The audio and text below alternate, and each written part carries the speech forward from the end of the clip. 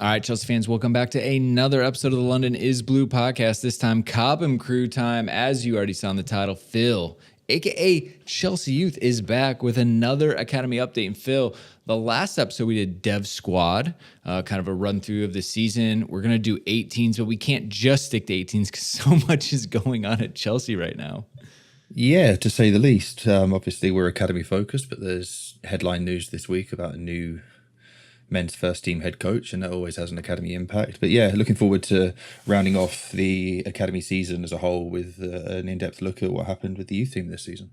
Very, very excited to round this one out. So I guess if you don't mind, we'll start with the 18s, kind of run through that, get through what happened, and then we can kind of get into maybe some of the bigger things that are going on at the club. So with 18s, just for everybody that needs a refresher on kind of how it finished. So in the table, remember at the 18s, they have North and South. Chelsea playing the South, aka the London teams, and finished fourth. West Ham blitzed the league with 57 points. Fulham second, Crystal Palace third, and Chelsea fourth and 37. It was kind of like two different tables, really. I mean, West Ham were just so far and away that it was just Fulham, Crystal Palace, and Chelsea seeing who could take second spot, really.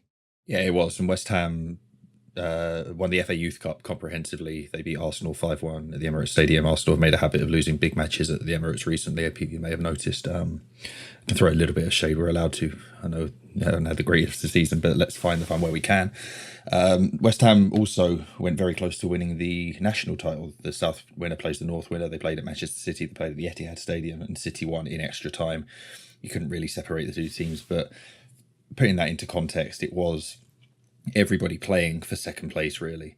And Chelsea had a generally good season with fourth place finish, which was an improvement on last year, although because a few teams fell out of Category 1 status, everyone played 4 fewer fixtures this year. So on points per game, Chelsea were actually down, but finished higher in the table. So it's kind of, you win some, you lose some. But in terms of the body of work and the trend, it's definitely positive. They had a strong finish to the season, losing one of their last 7 in a pretty busy final week.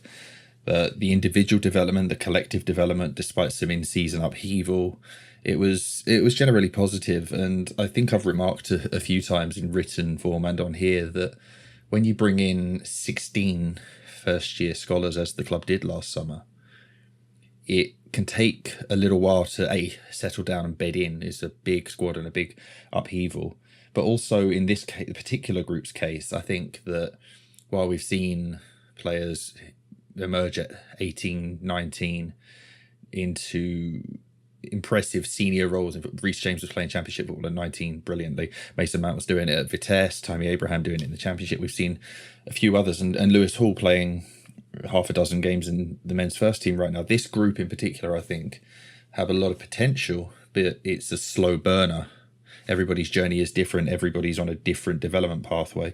And you might see 1 or 2 from that 16 accelerate quicker. But I think as a collective, when they're 21, 22, 23, that's when you're likely to see them really come into their own for various reasons. But for a first year of full-time work with no schooling or what have you, I think you can look back on the last 10, 11 months as a generally positive time.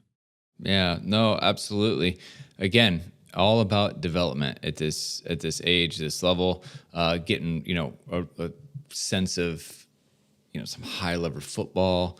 They, getting into some cup competitions and things, a little bit more visibility, I would say, right, as well when it comes to COBHAM. Absolutely, yeah. It's that sort of time where you come into the under 18s, you get the FA Youth Cup attention. Some of them will play in the under 19 Champions League.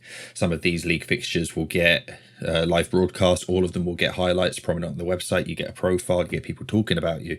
It is that transition from being relatively anonymous into starting to feel the spotlight a little bit more. And remember, these are still 16 and 17-year-olds, and everybody is different at that age, but almost nobody is ready for what is to come if you're an aspiring young footballer. And that's part of the work that Chelsea do to get them there on and off the pitch. Absolutely. We were just talking about how Lewis Hall is still 18 on our match review of Nottingham Forest, and just, wasn't that long ago, right? That you're knocking around in this league. Next thing you know, you're playing in the Premier League, hopefully for the last 4 matches of the season. So life comes at these guys quick, and it's about how they can adjust. So season overall, like we said, finished 4th, pretty competitive. What did they get, 2nd last season? Is that right? They were in mid-table last season, but I thought that they were knocking around for the title at some point, so that's on me. They've been right up there in general, but last season Southampton and West Ham sort of ran away with it, and Chelsea finished 7th of 14 with 14 wins from 26 games, which is to the point I was just making, that this season they only played 22 games and they won 11 of those. So they won just over half of last year. They won exactly half this year. So on points per game, they were slightly down. They ended up finishing higher in the standings, arguably because West Ham ran away with it and everybody else was taking points off each other in a different way, whereas last year it was probably a little top heavier by comparison. Well, I definitely understand that. One really unique thing that went on with this group, right, is that they had an unforeseen managerial change late in the season. Thanks, Jody. They did. It's off my head. I can't recall a season where they had a change. Certainly in the last decade, it would probably be towards the start of the Abramovich era where it last happened. But yeah, Jody Morris got the Swindon Town job back in late January, early February, I think.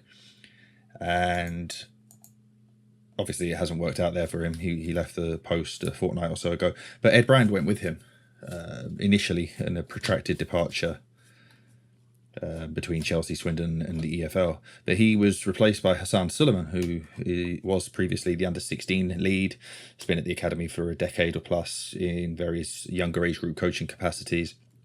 And he had 10 league games before the end of this season and did pretty well with them as well. He got off to a good start, and then there was a slight hiccup against Arsenal and Brighton. But as I say, finished the season strong. Within the Chelsea coaching development philosophy system, everything is driven by the club's values and how they want to develop multifaceted, versatile footballers in the way we've previously discussed. But every coach then adds their own individual flair based on the players and the profile of player that they have available to them. Hassan has a very versatile and very able squad. So they generally continued in the same way. I think we saw less of a back three than Ed had played at times this season. They went more of a standard 4-2-3-1. You started to see a little bit later in the season players moving into different roles as part of their education. So Harrison McMahon finished the season playing more as a right back than the central midfielder he'd been all year. You saw a little bit more of Keanu Dyer playing in a more advanced midfield role than the 6 he played all season. Ronnie Sutter got to lead as the 9 with Donnell McNeely dropping in as the 10, whereas previously Ronnie would be deeper or playing wide. And I think that sort of using the last few games to experiment a little bit and to drive individual and collective development was something that maybe we didn't see at the back end of previous seasons that had petered out into there's no silver on the line. For example, last season Chelsea won the under-18 League Cup, so they were competing right till the end. But generally it's 90% as you were, with 10% of individual flair. But I think generally quite a promising start from Hassan, who I expect will keep the job moving forward, despite Ed's now available with having left Swindon with Jody. I know Chelsea had a desire to keep Ed formally under contract with Chelsea. That ended up not happening. He was released to go to Swindon. They would like to keep him involved in some way moving forward, but I can't imagine that he'll come back into the youth team. This is Hassan's team moving forward. Yeah, I mean, that would be, pretty weird. And obviously it's just one of those things where Ed Brand... Exactly. He's had 3.5 seasons with the youth team. Yeah, he made 3.5 seasons with the youth team. He's previously worked as an assistant at under 21 level. Is ambitious, UEFA Pro license holder, going with Jody. He may follow Jody if Jody gets another job this summer, for example, but the door is always open at Chelsea for coaches who have ventured elsewhere to come back. The closest example on the current academy staff is Jack Meashaw, the under-21 coach with Mark Robinson. He went to Bristol Rovers, having left his job with the under-16s. He went there as an assistant manager. Didn't work out. The manager and assistant left mid-season, and Jack was able to come back in and reassume duties at Chelsea. In some way, we'll see what the summer brings with Chelsea and multi-club and who's going to be on Pochettino's staff and whatnot. I think you'll still see Ed likely involved at Chelsea should he not remain with Jody as Jody forges his own managerial career. Ed may have managerial ambitions of his own. But the connection will always be there as an alumni of Chelsea, both as a player and as a coach at Cobham. Which we all love. Man, stop teasing that multi-club mod. I could see Jody and Ed. We've been talking about it for a long time, and I'm just laughing. Every fortnight, here's another club that's entered into a partnership. Bournemouth got taken over by Bill Foley and friends, and within like 3 weeks, they bought a majority stake in Lorient in France. And like, fine, Chelsea want to do things their way and do it right, but that's another club that you can't get. Jody and Ed on their way to France or Portugal or some place with a heck of a lot better weather might just work out for them, which is kind of funny. I did want to point out real quick at the 18s, right? Development team, big time. This team has a lot of goals in them. If you want to talk about some of the characteristics of this team, Phil, is then we kind of head into like some of the players and things like that. I think 3-1 or 2-1 is the most common score line I saw as I was running through the scores. They've got goals in them, right? They on a plus side, right? They blitzed Norwich City 7-1, and then on the other side, got blitzed by Fulham 7-1. And so what it says is there's not a lot of clean sheets here, right? But there's a lot of goals, and I think that that's because they are focusing on probably the attacking progressions in this team moving forward. Not that they don't try to defend it all or anything like that, in hopes that they can kind of set themselves up to be more established for the dev squad. Or how do you kind of view that, knowing that they're pretty much guaranteed to ship a goal every single game? I think, again, you take it on the merits of the squad and the individual players that you have at your disposal. Because when Chelsea were winning 5 FA Youth Cups in a row and back-to-back national titles in the mid-2010s, they were scoring more goals than they score now. They put 13 past Brighton in a match. They put 12 past Aston Villa. They put 8 past Aston Villa in the reverse fixture of that same season. And their goalies, just off my head here, Jake Askew, 10 clean sheets in 19 appearances. They were built on a foundation of strong defence that then allowed you to attack with, I wouldn't say reckless abandon, but with the capability of knowing that you had Fikayo Tomori, Mark Gurhey, Reece James, Trevor Chalobah locking it down at the back, players who would go on to be absolute stars at the top levels of the game. And it's not fair to compare intake to intake and team to team, but obviously the results have spoken that Chelsea haven't won the Youth Cup since 2018, and they haven't won the National League title since 2018. And each individual player who's coming through since has gone on to do great things. Lewis Hall hasn't won a Youth Cup or a title, but he's playing in the men's first team. Various other players who've come through. Tino Livramento went to Southampton, hit the Premier League ground running before he got injured. All of these players are on different levels, but the general gist of academy football is that it will be a little bit goal heavy at under 18 level, because you're learning to defend as a team, learning to play for a result. Under 16 football is more goal filled by comparison. Each age group you go down, the scores get larger because the talent disparity is further apart. You get to under 18 level and there still is a talent disparity between players who are going to be in the Premier League in the next 12 months and players who may be out of football in 12 months. It's all about refining. So that's why you get to PL2 level and you don't see so many big scores. It becomes a game that looks a little bit more like a professional game as you go through the professional development phase and become ready to go out and compete in meaningful fixtures, senior games, Premier League, EFL, overseas, where have you. Yeah. All right. Well, that's fair. Totally appreciate that. Like I said, it's always good to kind of just level set on expectations. But man, this team knows how to cook and are fun. So, hey, we're going to take our first ad break. When we get back, jumping right into the team a little bit. So thank you to the sponsors, and we'll be right back.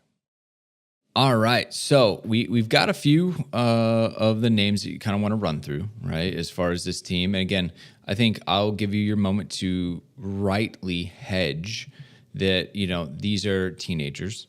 We are not trying to, put them on this crazy pedestal. We just want to encourage them and help them reach kind of the heights that they're going to get to one way or another through Chelsea. But there's definitely a couple of familiar names that I think a lot of people wouldn't be surprised to hear you talk about. Yeah, definitely. There's players who have caught the eye this season. Some of them have had a little bit of dev squad exposure and under 19 Champions League exposure. Some of the particular second years, I'm thinking the likes of Leo Castledine, have played regularly for the development squad despite being starting the season with the under 18s. So you've got those guys who are a little bit ahead of the curve, and you've got some who spent the year as we spoke about earlier, figuring their way through their first year as a full-time footballer. And you may see them, we spoke about this over the last couple of years with Armando Broja. His first year as a scholar at Chelsea didn't go particularly well, and the second year exploded into life, and he hasn't looked back since. So again, everybody on their own merits. Yeah, no, I mean that's super true. Also good to hear that Broja seems to be ready to go on an early recovery plan as well. We talked about Leo Castledine a little bit, and I think that we obviously talked about club secretary who got to sign his father and Leo, which is pretty impressive. One of those feats that you only get when you've been in the game for so long. But yeah, who was captain most of the season for this group? I always find that interesting because my guess is they might have rotated a little bit, but I'm open to hearing differently. Yeah, they have rotated a bit. So you'd have Castledine as captain at the start of the season. Harrison Murray-Campbell was captain the team. Just off my head, Michael Golding captained the team at times. It does go around a fair bit, but Harrison Murray-Campbell, the centre half, was the ever present in every fixture. We can talk about him in a minute. We'll go through the different positional groups, but yeah, it's useful to be able to hand the captaincy around to different players. Sometimes you know who your leaders are. And all of the players that I've just mentioned. Harrison McMahon was another one who wore the captain's armband a lot this season. You know who the captains are. They can either be a very extrovert character who's very vocal and very clearly a leader, or those who lead by example. Sometimes you want to give the captaincy to somebody who you're not quite sure about their capacity to lead. Does it bring something out in them now they have the formal responsibility, or is it not for them? And you know who the leaders are within your group, and the captain can just be another development tool to scratch the surface a little further on players you're not certain about in terms of their mental makeup as they encounter new challenges. Is it going to suit them, or is it not for them, and you go in a different direction? Because we looked at Andreas Christensen. He's a wonderful international quality defender who's just won La Liga in Spain with Barcelona. Got a lot of criticism in his time at Chelsea for being a very introverted character who doesn't lead. Try to put the captain's armband on him, you will find out he's not going to be that sort of vocal, bombastic leader, but that doesn't mean that he isn't a quality player, and then you work with him accordingly once you find that out. Yeah, no, that is true. But one player I guess we did want to pull out was Tudor, right? Mendel Ido, and what he has done as a striker. He's been at the academy technically since under 8 and registered as an under 9, been here for a long time. I mean, half of his young life. So pretty good season. He's been pulled up to the dev squad a couple times. Chelsea described him as a talented left foot attacking player who can play out wide or through the middle. Thoughts in kind of analysis on him? Yeah, I have thoughts because over the last week or two, not for the first time, and certainly not the last time, Tudor has garnered a fair bit of social media buzz and attention, not least because he is yet to sign a professional contract at Chelsea, and that would come up this summer. He is a unique case in football as well, and we'll get to his education in a minute. He's a very, very easy player to like and to go viral because he's incredibly skillful. He plays with a confidence and a flair that excites. Wonderful individual skill. He has the productivity to go with it. He was the under 18 second top goal scorer this year with 9 in all competitions. In his 16 appearances, he got 9 goals and 5 assists. He produces. But for every 2-minute viral video or 30-second clip you see, there is 85 other minutes to watch. And I'm very careful about how to word this because I don't like criticizing young players as they're on their development. But it's more about encouraging people to understand the big picture, because there is equal amounts of frustration as you watch him play as there is these highlighted viral moments that everybody gets to see. You want to pick and choose when you produce those moments. This is the environment and the ground, the proving ground that you want to be able to express yourself in. But it's also the time to learn when you do need to pull out the flick, or when you do need to take 2 touches or 3 touches instead of 7 or 8 touches, when you dribble down a blind alley or play it to a person who is in a more advantageous position. And as we move forward, I've no doubt that he will refine that. It's just about encouraging patience from people who are getting excited at seeing a really, really talented young footballer come through. But I think the difference between him and, let's say, Callum Hudson-Odoi, who was playing in Chelsea's men's first team at the same age, is that Callum knew when to be efficient with the ball. Incredibly capable dribbler, similar end products and quality, but Callum was able to pass just as effectively as dribble, was able to contribute in a team collective that drove him to a level that Tudor hasn't gotten to yet. So by all means, enjoy the player, be excited by the player, but understand that a lot of what you don't see is perhaps why he hasn't gone to the development squad yet, which has been a bone of contention, that he hasn't had more opportunities up at that level. Some of that is on him. Some of it is also on the fact that as a left-footed creative forward, he's competing with Harvey Vale and Amari Hutchinson at a development squad level, who are both, with respect, older, yes, but also better at this point. They'll go next season. If Tudor signs a new contract at Chelsea, then he'll get his development squad opportunities and do well with them. There is a hierarchy. You might think, well, why hasn't he played at this level? Let's not forget the Dev squad were in a title race until April. They weren't particularly bad, and they had a lot of forward options who did a very good job at a very high standard of football. So, with all that being said, the wild card as far as Tudor goes in terms of is he signing a new contract to Chelsea, so on and so forth, is his education.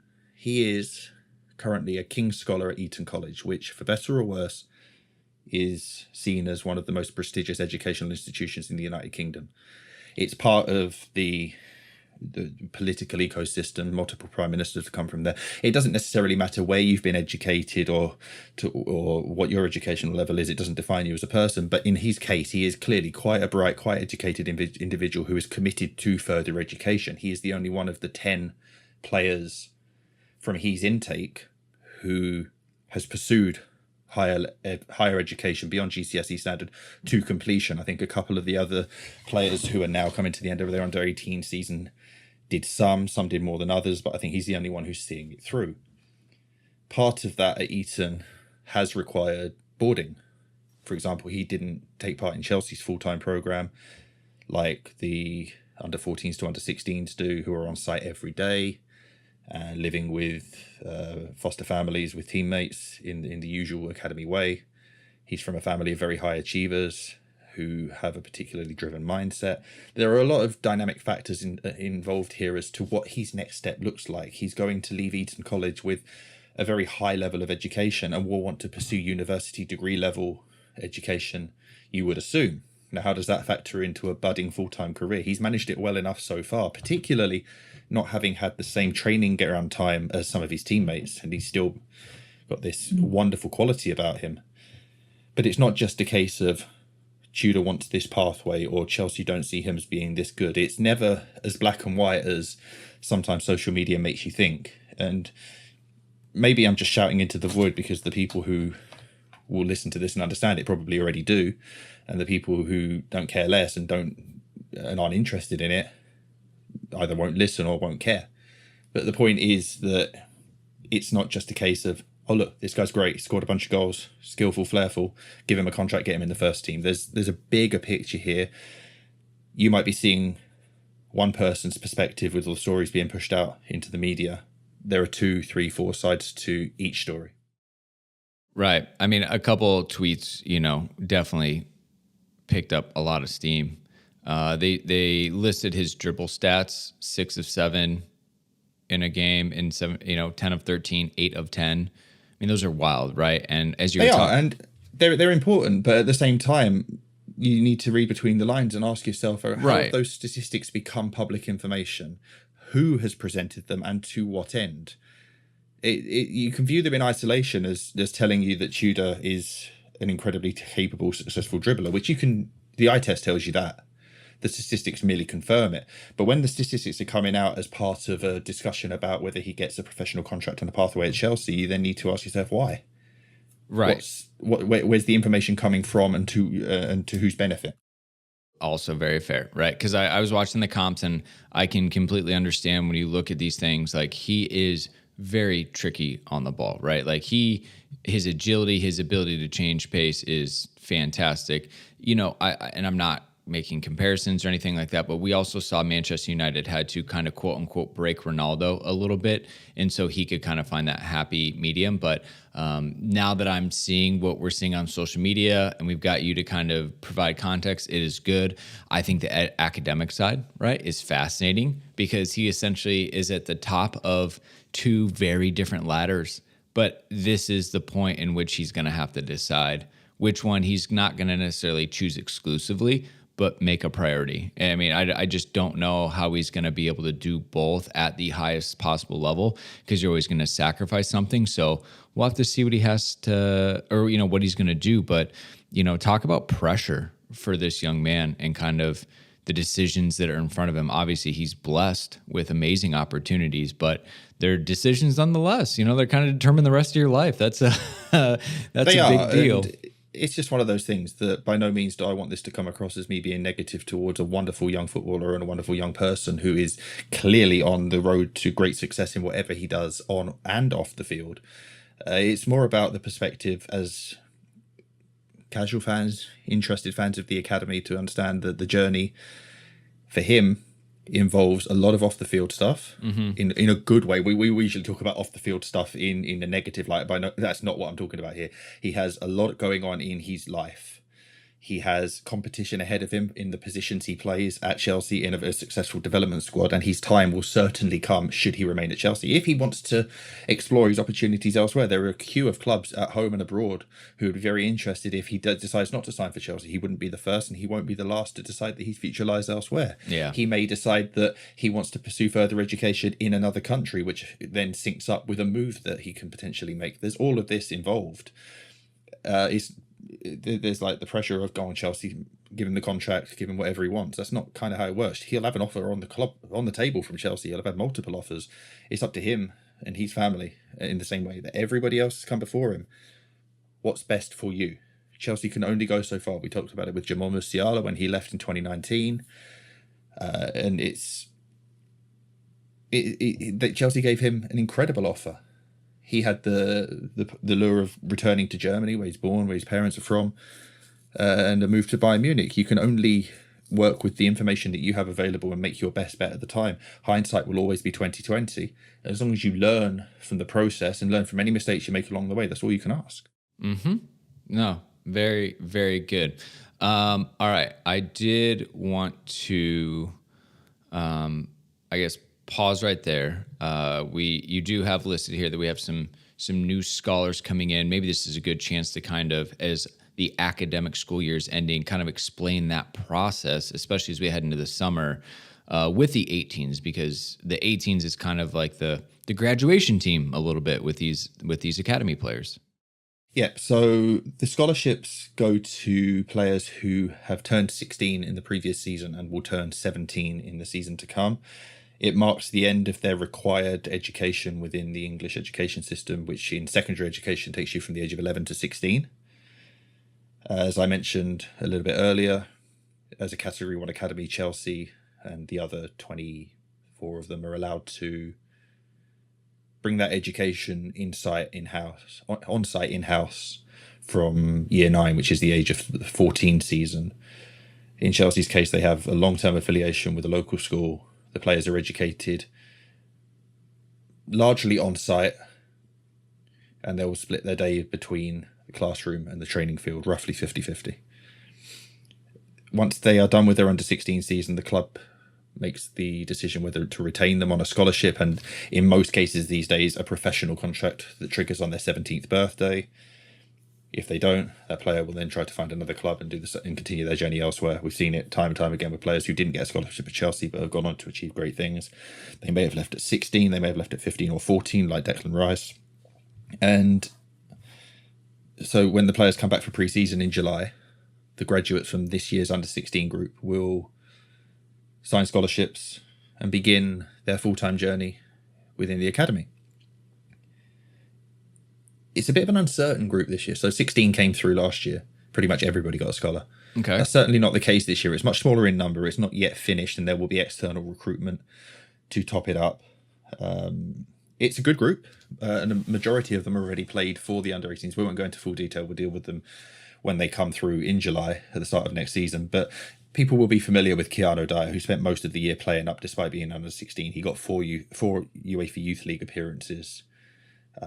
Frankie Runham is another one who scored in the UEFA Youth League, made a dozen or so appearances with the under-18s. He isn't actually signed yet. He's an example of the under-16s playing up. There's uncertainty. There's a lot of clubs interested in him, and it speaks to the uncertainty about the number that will sign and whether it's going to be topped up by recruitment from elsewhere. We've seen the likes of Sam Milling Jr. leave at the end of his under-16 season, go to Juventus, which has worked out incredibly well for him.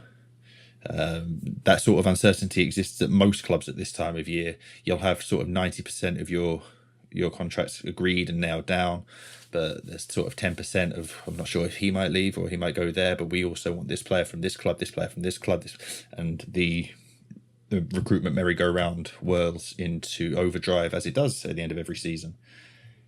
A couple of the other boys have stepped up and got one or two appearances, so it won't be as big a group next season, which makes sense when you've brought in 16 players last summer. Some of them got more minutes than others, but we'll talk through the whole squad in a bit, and some of them need that second year to hit their development pathway on track, get more minutes than they did this year, get themselves prepared for the next step into under 21 football, whether it's PL2 or they're at a different level. Yeah, absolutely. And again, it's just fascinating how that all works. There's not like a limit on scholars, right? It's kind of like the economics of Chelsea and how much they want to offer. There's a limit of 30 players in your under 18 squad total, I think, off my head. It's like 35 registered under 16 players or something, and then 30 under 18 level. But as soon as the player signs a professional contract, he is removed from that limit. So players who were born in September and October will count to the limit briefly. Players who were born in July and August will count for the entire season. But I think 16 or 17 is the largest that I've seen any club bring through in the last decade. Chelsea have done it once. I think Tottenham did it once. You see an average of about 10 maybe, which is about right, because if you have two successive intakes of 10, you've got a 20-player squad to work with, and then you accentuate it with the best budding under 16s. You don't want a 30-player plus squad at any level, as we've seen with the Chelsea men's first team this season.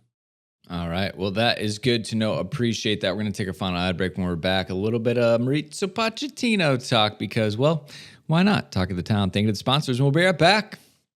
All right. Well, it would be silly of me to pull you on and not ask about your thoughts of Maurizio Pochettino coming in. I'm sorry. I'm doing the Maurizio, Italian. It's Mauricio Pochettino, Argentinian version. His son is Maurizio with a Z. Is it really? He is. He spent a little time at Tottenham as a young academy player. He then went to Watford, and I believe he's playing in Spain's second or third tier now. But yes, Mauricio with a C is the father, Maurizio with a Z is the son. All right. And his other son is on his staff, which we've learned thanks to Matt and Naz breaking that all down. So, Phil, Mauricio Pochettino definitely coming in, confirmed. Is funny, Dan called it the triumvirate. You got Matt Law, who's the Pochettino whisperer from his time at Spurs. You've got Ornstein, and then you've got Fabrizio all confirming it. So we consider it good to go. You've had some tweets, right? So we can kind of sum up where you stand, because obviously the academy, it's been on a wild run, I think, the academy, and whether or not there's a connection to the first team. We all know that Maurizio Sarri broke any type of academy connection completely, refused to watch, really no minutes whatsoever to be had. Then, Frank Lampard building a golden bridge across from the two, bringing through young players like Mason and Reese and Trevo and different players like that. Actually, I don't think Trevo was there. He came in under Tuchel. Tuchel did provide some minutes for some young players, so it seemed to be going well. And here we are, right? We are now post-Potter into the Pochettino reign. What are your predictions? Because obviously there's no way to know other than looking at his actions historically. Yeah. So as Chelsea fans, we're sort of conditioned to this time of season, time of year. We go through site managers every couple of seasons. In this, we've had about 5 this year. So I go into it sort of, I wouldn't say expecting the worst, but expecting nothing, with the exception of Frank Lampard, because you knew he had the credit in the bank and the cachet to, like, you can walk the walk and talk the talk with the academy. There were circumstances that maybe made it more advantageous to do so, particularly the transfer ban. But we've spoken before about having the likes of Michy Batshuayi and Davide Zappacosta in the squad, and certain predecessors may have used those rather than bringing in Fikayo and Mason and Reece and Tammy. So you have all of that, and I think my tweets probably sum it up best, that there are reasons to be positive about Pochettino from a youth perspective, but to not go overboard. So certainly in his first couple of years at Tottenham, Southampton, I don't think is particularly relevant to this. It was a bit longer ago, and it's not the same profile of club as Chelsea. The situation he arrived into at Tottenham is relatively similar to the situation he's finding himself in at Chelsea now. It was a squad that didn't have a cohesive feel to it and needed direction and leadership. And with a talented academy that could supplement in ways that fit his philosophy and his attitude. And we saw that quite early on, whether some of the players who got 1 or 2 cup competition minutes made it at Tottenham or not. It does demonstrate a willingness to at least explore and open doors to a pathway that many Chelsea managers haven't considered. We've seen young players on the bench in dead rubbers in the Europa League, with substitutions still remaining, not get that time on the pitch. We've seen League Cup ties against Bristol Rovers with kids on the bench, and you'll bring Eden Hazard on for a 15-minute cameo at the end. You can live through all those frustrations, and we all have. I think the encouraging thing academy-wise that I saw from Pochettino at Tottenham was his willingness to use young players in central midfield roles, and it's not something you very typically see. At any level of the English game, it is quite hard to trust them. You'll move them further forward or out wide or sometimes at fullback. But there was a run where Ryan Mason and Harry Winks and Oliver Skipp in particular, and then slightly less for Tom Carroll. And while he's not English, Nabil Bentaleb got a good run in there as well. They all came through the Tottenham Academy. And while their long-term success can be debated, they all provided serviceable performances at no cost. And this is what we've always talked about from the academy. We've seen Trevor Chalobah excel at right back in the last couple of games. It's another string to his bow. He can play at centre half in a 2 or a 3. He can play in central midfield.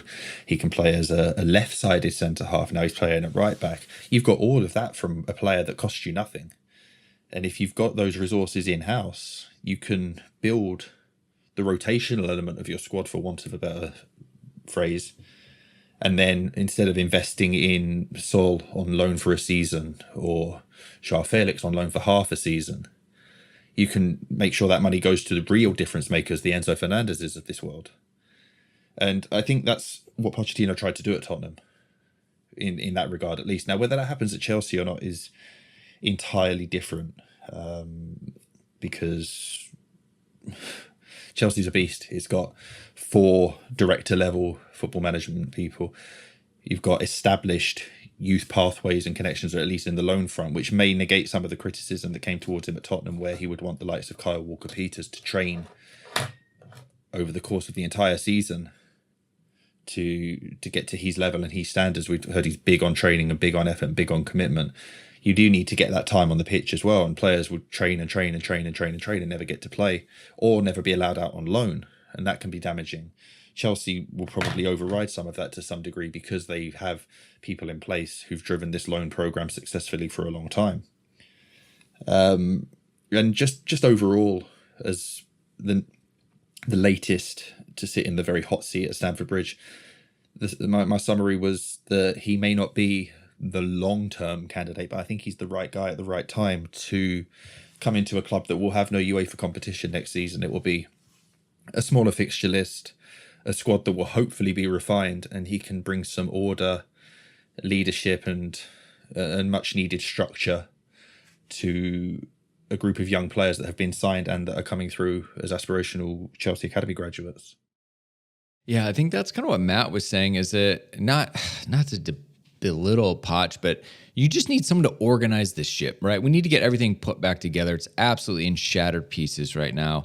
So many different things. He feels like Poch is a good person to do that. And then maybe you go back to that like hyper elite manager. And again, not to disparage Poch whatsoever. It's just that's what his skill set is. I mean, he's made Spurs he's been there for the most successful run of their period. And there have been top managers that have gone in since and have been able to do jack, right? Antonio Conte, Jose Mourinho.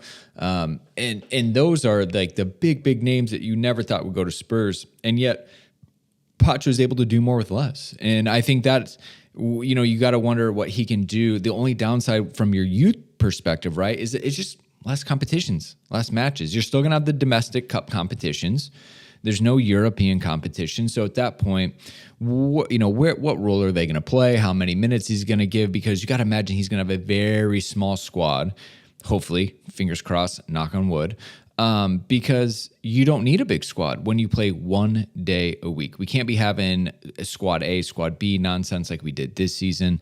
And then from there, it's like, okay, probably not a lot of minutes for the youth unless we go out and are just torching teams 3-4-0.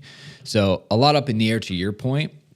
I just wonder what Neil Bath kind of, as they all sit around the table, what his ability is going to be to push things through. But as long as you can keep the barrel loaded with youth academy products, I mean, that's all you need.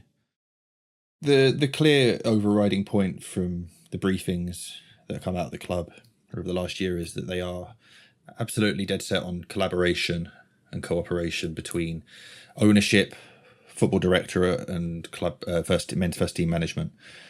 And Pochettino will give you that, for better or worse, compared to other candidates. He has a pragmatism that he's displayed in all of his previous jobs. He can manage up, he can manage down. He is an adult in the room at a time where certain candidates and certain predecessors, and there are no names on that, we can go back over the course of a decade. We're not just talking about Thomas Tuchel here for anyone who's paranoid, who are not prepared to play ball in that regard. It's a professional environment.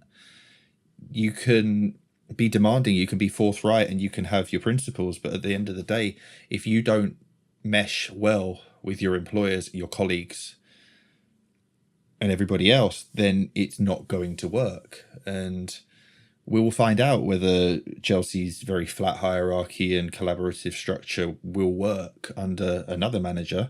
It didn't work under Graham Potter. Every time you hear Frank Lampard speak in public about what he's inherited, you can almost see everything he's holding back from just kind of saying, I've walked into that meme where you open the door and the whole room is on fire. He won't come out and criticize anybody. He's been given a chance to guide the ship into the end of the season, but there's a lot that needs addressing. I think Pochettino can help address that. And as I've always said, you go in with eyes and ears open and let the actions speak louder than words, because we've had many a new manager come in at Chelsea and say, yeah, I'm a big fan of the academy. Opportunities will be given to those who deserve them. And we've seen that not come to pass. So let's wait and see what he does. Yeah. All right. Well, much more coming along this line. Obviously, we just talked to Matt yesterday. Phil giving us a youth angle. We'll continue to go through it. I know Tinkermen are going to be doing at least one of their 2 episodes on Poch because, you have to. And if you're really bored in the meantime, Dan and Sam over at CFC Central did a big breakdown. So I think we've covered it, pretty comprehensively. At the end of the day, we just got to wait and see how it goes. Phil, I am excited about preseason. I'm excited to see how it goes. Obviously, they'll be here in the United States. We'll be at 4 of the 5 matches. But, we got more coming this summer, right? We got a lot more that we can still talk about when it comes to academy. Nas dropping the Lone Army news that we're going to talk about, and obviously where we think some of the changes might go with some of the top dev squad players and how they can integrate. So I'm excited. Just because the season's over does not mean we're done, does it? The Chelsea are never done. Oh my gosh, always plenty to talk about, and I'm sure the next 2.5 months, however long it is, will be just as interesting, just as much stuff to talk about as when the ball is being kicked around on the pitch. Absolutely. Well, Phil, thank you so much as always for sharing the depth of knowledge you have about the academy. U18's wrapped up, Dev Squad wrapped up. We will continue to move on throughout the summer with more content. If you have stuff you want to know from Phil, tweet at us, tweet at him.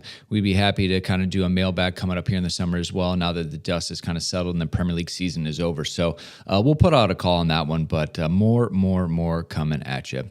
So yeah, plenty of pods this week. Hope you are thoroughly enjoying it, everybody. But until next time, Chelsea fans, you know what to do. Keep the blue flag flying high.